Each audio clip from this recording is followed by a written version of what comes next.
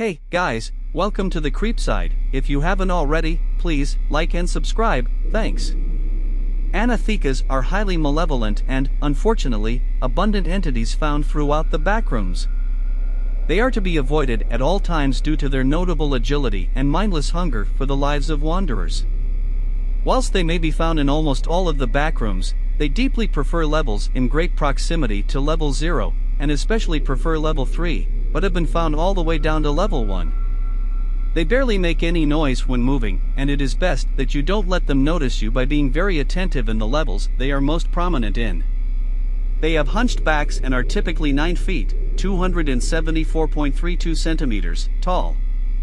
Along with their hunched backs, they appear to have contorted necks in pose in unnatural ways, like a contortionist.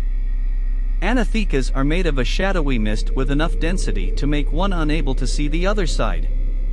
This aura of mist they are made of can extend outwards, darkening the surrounding environment it resides in. Sometimes they show their pair of luminescent eyes, but most of the time it is hidden, but they can still very much see you. Anathecas will wander the level they are in aimlessly until it spots or hears the presence of a wanderer. It will briefly stalk its wanderer and sometimes show its bright white eyes, getting closer and closer for every time the wanderer looks back at it. This pursuing state is very brief, and the Anetheca will usually enter the attack state immediately.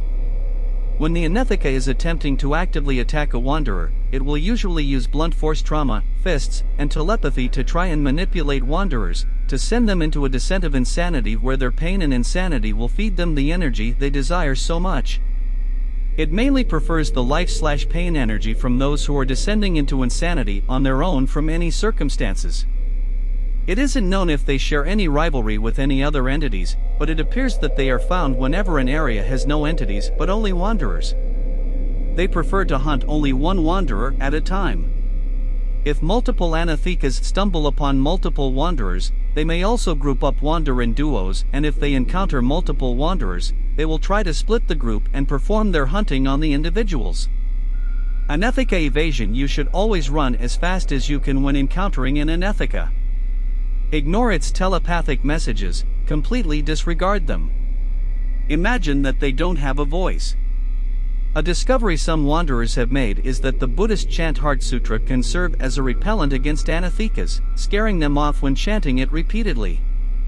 Origins and former documentation: Anathecas are not biological in nature and are somewhat like spectral entities deeply associated with the void, as wanderers say they see Anathecas manifest into reality in levels and locations physically close to the aforementioned void, most likely manifesting based off the amount of people going insane in the backrooms.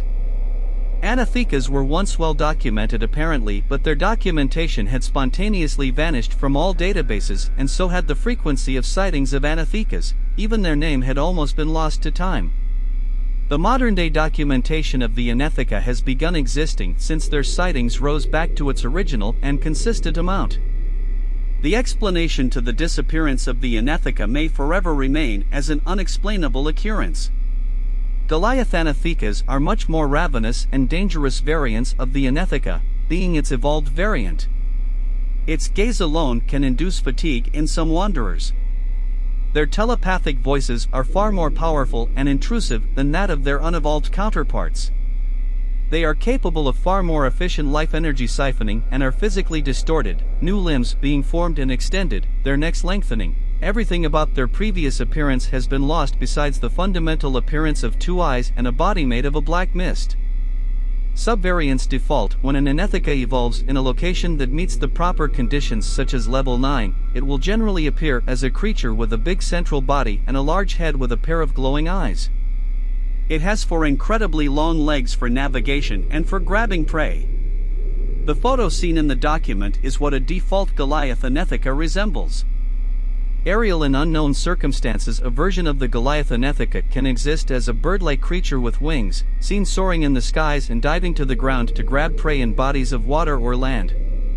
This is a dangerous, albeit fortunately rare subvariant of the Goliath Anetheca.